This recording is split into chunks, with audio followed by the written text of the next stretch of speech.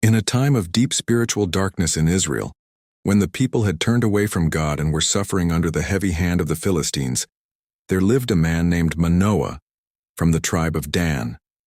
He and his wife had no children, and his wife was barren. One day the angel of the Lord appeared to Manoah's wife and said, "Though you are barren, you will conceive and give birth to a son. But he must never drink wine or strong drink, never eat anything unclean, and no razor must touch his head.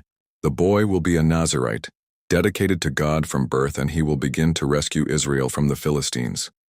Manoah's wife told her husband, and they both prayed to see the angel again. God answered their prayer. The angel returned, and after confirming the message, ascended in flame as they offered a sacrifice to God. Manoah realized they had seen a divine messenger and was filled with awe. Soon, just as God had promised, a baby boy was born. They named him Samson, which means sunlight or little sun. The Spirit of God began to stir in him as he grew. As a young man, Samson saw a Philistine woman in the town of Timnah, and he wanted to marry her even though she was from Israel's enemies. His parents objected, but Samson insisted. On his way to see her, a young lion attacked him in the vineyards. The Spirit of the Lord came upon him, and he tore the lion apart with his bare hands as if it were nothing. Later he returned to the carcass and found honey in the lion's body. He ate some and gave some to his parents, but did not tell them where it came from. At the wedding feast, Samson told the Philistines a riddle. Out of the eater came something to eat. Out of the strong came something sweet. The Philistines couldn't solve it, so they threatened his bride to reveal the answer. She wept and begged Samson until he gave in. She told the men, and they solved the riddle. Furious at the betrayal, Samson killed 30 Philistine men, took their clothes, and paid off the debt. He went back to his father's house in anger. When Samson returned to see his wife, he found out she had been given to another man. Angry and vengeful, he caught 300 foxes, tied them tail to tail with torches, and released them into the Philistines' grain fields, setting them on fire. In retaliation, the Philistines burned his wife and her father.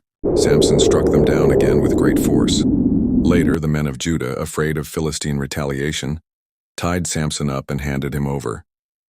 But when the Philistines came to capture him, the Spirit of the Lord rushed upon him, the ropes fell off, and Samson picked up a jawbone of a donkey and killed 1,000 men.